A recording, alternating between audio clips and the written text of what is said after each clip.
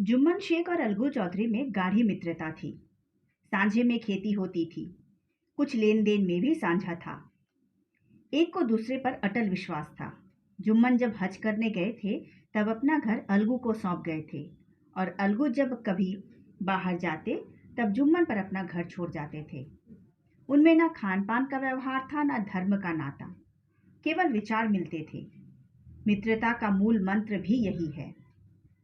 इस मित्रता का जन्म उसी समय हुआ जब दोनों मित्र बालक ही थे और जुम्मन के पूज्य पिता जुमराती उन्हें शिक्षा प्रदान करते थे। अलगू ने गुरुजी की बहुत सेवा की, खूब रिकाबियां मांजी, खूब प्याले धोए। उनका हुक्का एक क्षण के लिए भी विश्राम न लेने पाता था, क्योंकि प्रत्येक चिलम अलगू को आधा घंटे तक किताबों से मुक्त कर देती थी। अलगू के पिता पुराने विचारों के मनुष्य थे। शिक्षा की अपेक्षा उन्हें गुरु की सेवा शुश्रूषा पर अधिक विश्वास था। वे कहते थे कि विद्या पढ़ने से नहीं आती, जो कुछ होता है गुरु के आशीर्वाद से होता है। गुरु जी की कृपा दृष्टि चाहिए। अतएव यदि अलगू पर जुमराती शेख के आशीर्वाद अथवा सत्संग का कुछ फल न होता तो वह यह मानकर संतोष कर लेगा कि विद्योपार्जन में मैंने यथाशक्ति कोई बात उठा नहीं रखी। विद्या उसके भाग्य ही में न थी तो कैसे आती। मगर जुमराती शेख स्वयं आशीर्वाद के कायल न थे। उन्हें अपने सोंटे पर अधिक भरोसा था, और इसी सोंटे के प्रताप से आज आसपास के गांव में जुम्मन की पूजा होती थी। उनके लिखे हुए हिरन नामे बेनामे पर कचहरी का मुहर्रिर भी कलम न उठा सकता था। हल्के का डाकिया, कांस्टेबल और तहसील का चपरासी सब उनकी कृपा की आकांक्षा करते थे। अतएव अलगू का मान उनके धन के कारण था, जो जुम्मन शेख अपनी अनमोल विद्या से ही सबके आदर पात्र बने रहते थे। जुम्मन शेख की एक बूढ़ी खाला थी। उसके पास कुछ थोड़ी सी मिल्कियत थी, परंतु उसके निकट संबंधियों में कोई न था। जुम्मन ने लंबे चौड़े वादे करके वह मिल्कियत अपने नाम चढ़वा ली थी। जब तक दान पात्र की रजिस्ट्री न हुई थी तब तक खाला जान का खूब आदर सत्कार किया गया। उन्हें खूब स्वादिष्ट पदार्थ खिलाए गए। हलवे पुलाव की वर्षा सी होने लगी, पर रजिस्ट्री की मुहर ने इन खातेदारियों पर भी मानो मुहर लगा दी। जुम्मन की पत्नी करीमन रोटियों के साथ कड़वी बातों के कुछ तेज तीखे सालन भी देने लगी। जुम्मन शेख के निष्ठुर हो गए। अब बेचारी खाला जान को प्राय नित्य ही ऐसी बातें सुनने पड़ती थी। बुढ़िया ना जाने कब तक जाएगी। 2-3 बीघे ऊसर क्या दिया है, मानो मोल ले लिया है। बघारी दाल के बिना रोटियां नहीं उतरती। जितना रुपया इसके पेट में झोंक चुके उतने से तो अब तक एक गांव मोल ले लेते। कुछ दिन खाला जान ने सुना और सहा, पर जब ना सहा गया तब जुम्मन से शिकायत की। जुम्मन ने स्थानीय कर्मचारी गृह स्वामिनी के प्रबंध में दखल देना उचित न समझा। कुछ दिन तक और यूं ही रोध होकर काम चलता रहा। अंत में एक दिन खाला ने जुम्मन से कहा, बेटा, तुम्हारे साथ मेरा निर्वाह न होगा, तो मुझे रुपया दे दिया करो, मैं अपना अलग पका खाऊंगी। जुम्मन ने धृष्टता के साथ उत्तर दिया, रुपया क्या, यहाँ फलते हैं? खाला ने नम्रता से कहा, मुझे कुछ रूखा सूखा चाहिए भी कि नहीं? जुम्मन ने गंभीर स्वर में जवाब दिया, तो कोई यह थोड़े समझा था कि मौत से लड़कर आई हो। खाला बिगड़ गई। उन्होंने पंचायत करने की धमकी दी। जुम्मन हंसे, जिस तरह कोई शिकारी हिरन को जाल की तरफ जाते देखकर मन ही मन हंसता है। वे बोले, हाँ, जरूर पंचायत करो, फैसला हो जाए। मुझे भी यह रात दिन की खटपट पसंद नहीं। पंचायत में किसकी जीत होगी, इस विषय में जुम्मन को कुछ भी संदेह न था। आसपास के गांव में ऐसा कौन था जो इनके अनुग्रह का ऋणी न हो? ऐसा कौन था जो उनको शत्रु बनाने का साहस कर सके? किसमें इतना बल था जो उनका सामना कर सके? आसमान से फरिश्ते तो पंचायत करने आएंगे नहीं। इसके बाद कई दिन तक बूढ़ी खाला हाथ में लकड़ी लिए आसपास के गांव में दौड़ती रही। कमर झुककर कमान हो गई थी। एक एक पग चलना दूभर था। मगर बात आ पड़ी थी, उसका निर्णय करना जरूरी था। विरला ही कोई भला आदमी होगा जिसके सामने बुढ़िया ने दुख के आंसू ना बहाए हों। किसी ने तो यूं ही ऊपरी मन से हूं हां करके टाल दिया। किसी ने इस अन्याय पर जमाने को गालियां दी और कहा, कब्र में पांव लटके हुए हैं, आज मरे कल दूसरा दिन हो, पर हवस नहीं मानती। अब तुम्हें क्या चाहिए? रोटी खाओ, अल्लाह का नाम लो। तुम्हें खेती बाड़ी से अब क्या काम? कुछ ऐसे सज्जन भी थे जिन्हें हास्य के रसास्वादन का अच्छा अवसर मिला। झुकी हुई कमर, पोपला मुंह, सनके से बाल, जब इतनी सामग्रियां एकत्र हों तो हंसी क्यों ना आवे? ऐसे न्यायप्रिय, दयालु, दीनवत्सल पुरुष बहुत कम थे जिन्होंने उस अबला के दुखड़े को गौर से सुना हो और उसको सांत्वना दी हो। चारों ओर से घूम घाम कर बेचारी अलगू चौधरी के पास आई, लाठी पटक दी और दम लेकर बोली, बेटा, तुम भी क्षण भर के लिए पंचायत में चले आना। अलगू बोले, मुझे बुलाकर क्या करोगी? कई गांव के आदमी तो आएंगे ही। खाला बोली, अपनी विपत सबके आगे रोआई हूं, आने ना आने का अख्तियार उनको है। अलगू फिर बोले, यूं आने को तो आऊंगा, मगर पंचायत में मुंह ना खोलूंगा। खाला बोली, क्यों बेटा? अलगू बोले, अब इसका क्या जवाब दूं? अपनी खुशी, जुम्मन मेरे पुराने मित्र हैं, उनसे बिगाड़ नहीं कर सकता। खाला बोली, बेटा, क्या बिगाड़ के भय से ईमान की बात न कहोगे? हमारे सोए हुए धर्म ज्ञान की सारी संपत्ति लूट जाए तो खबर नहीं होती, परंतु ललकार सुनकर वह सचेत हो जाता है। फिर इसे कोई जीत नहीं सकता। अलगू इस सवाल का कोई जवाब न दे सके, पर उनके हृदय में यह शब्द गूंज रहे थे, क्या बिगाड़ के भय से ईमान की बात न कहोगे? संध्या समय एक पेड़ के नीचे पंचायत बैठी। शेख जुम्मन ने पहले ही से फर्श बिछा रखा था। उन्होंने पान, इलायची, हुक्के, तंबाकू आदि का प्रबंध भी किया था। हाँ, वे स्वयं अलबत्ता अलगू चौधरी के साथ जरा दूर बैठे हुए थे। जब कोई पंचायत में आ जाता था, तब दबे हुए सलाम से उसका स्वागत करते थे। जब सूर्य अस्त हो गया और चिड़ियों की कलरव युक्त पंचायत पेड़ों पर बैठी, तब वहां भी पंचायत आरंभ हुई।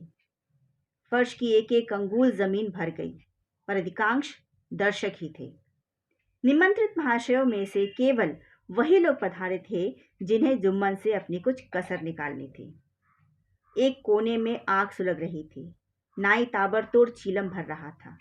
यह निर्णय करना असंभव था कि सुलगते हुए उपलों से अधिक धुआं निकलता था या चीलम के दमों से। लड़के इधर उधर दौड़ रहे थे, कोई आपस में गाली गलौज करते और कोई रोते थे। चारों तरफ कोलाहल मच रहा था। गांव के कुत्ते इस जमाव को भूत समझकर झुंड के झुंड जमा हो रहे थे।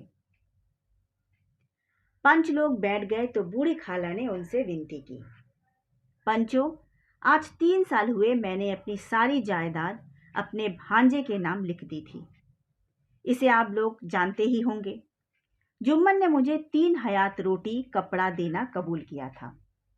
साल भर मैंने इसके साथ रो धोकर काटा, पर अब रात दिन का रोना नहीं सहा जाता। मुझे न पेट भर रोटी मिलती है और न तन का कपड़ा। बेकस बेवा हूं, कचहरी दरबार कर नहीं सकती। तुम्हारे सिवा और किसे अपना दुख सुनाऊं? तुम लोग जो राह निकालो उसी राह पर चलूं। अगर मुझसे कोई ऐब देखो, मेरे मुंह पर थप्पड़ मारो। जुम्मन में बुराई देखो तो उसे समझाओ, क्यों एक बेकस की आ लेता है। पंचों का हुक्म सर माथे पर चढ़ाऊंगी।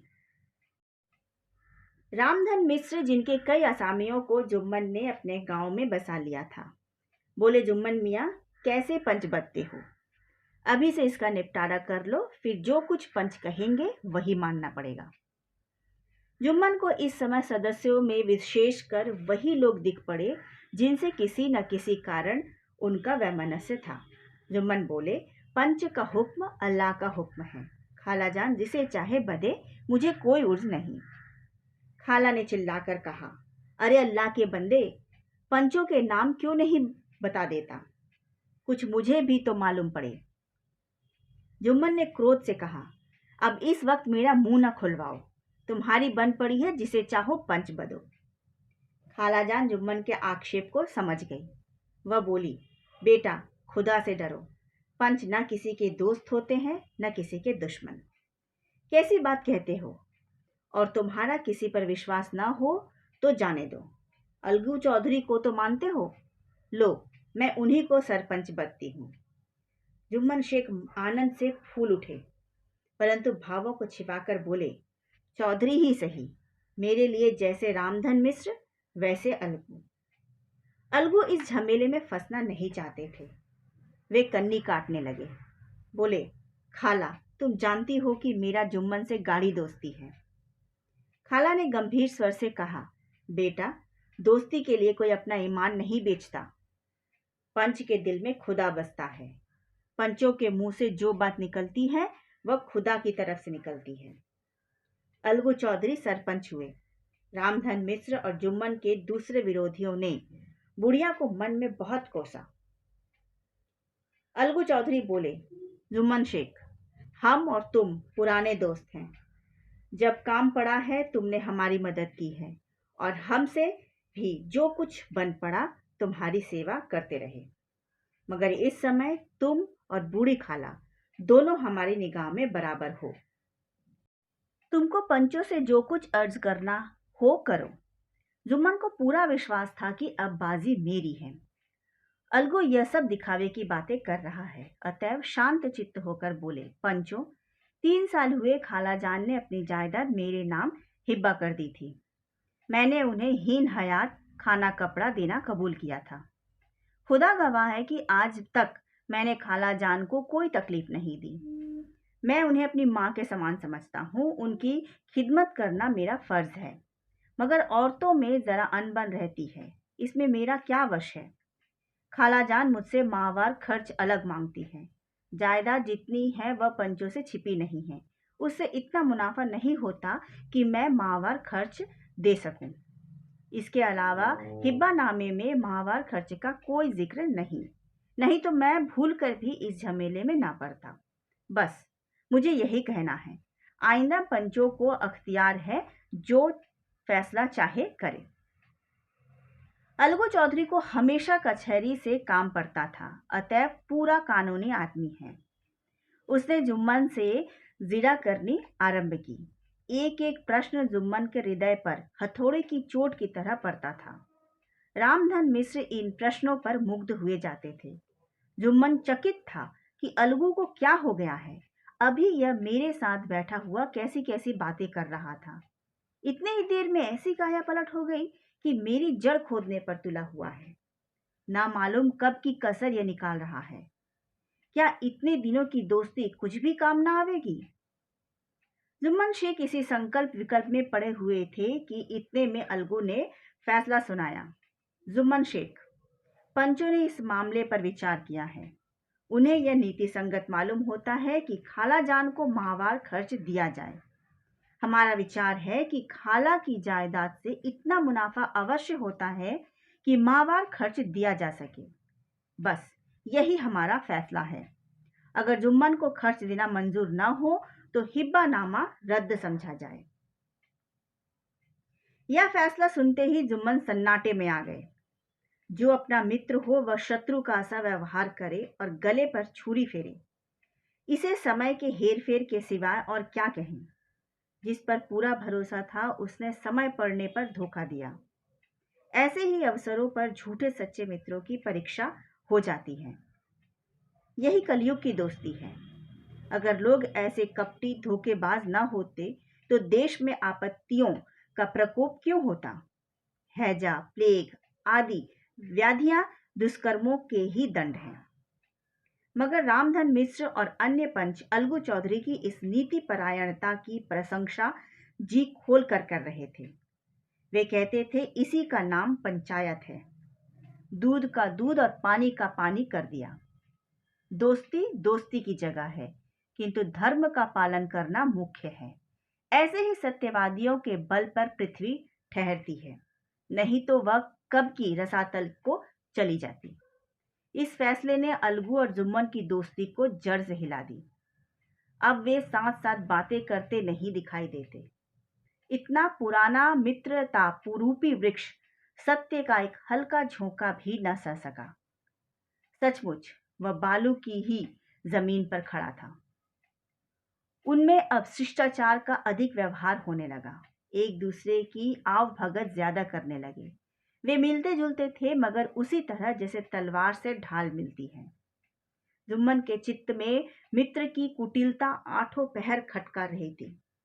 उसे हर घड़ी यह चिंता रहती कि किसी तरह बदला लेने का अवसर मिले।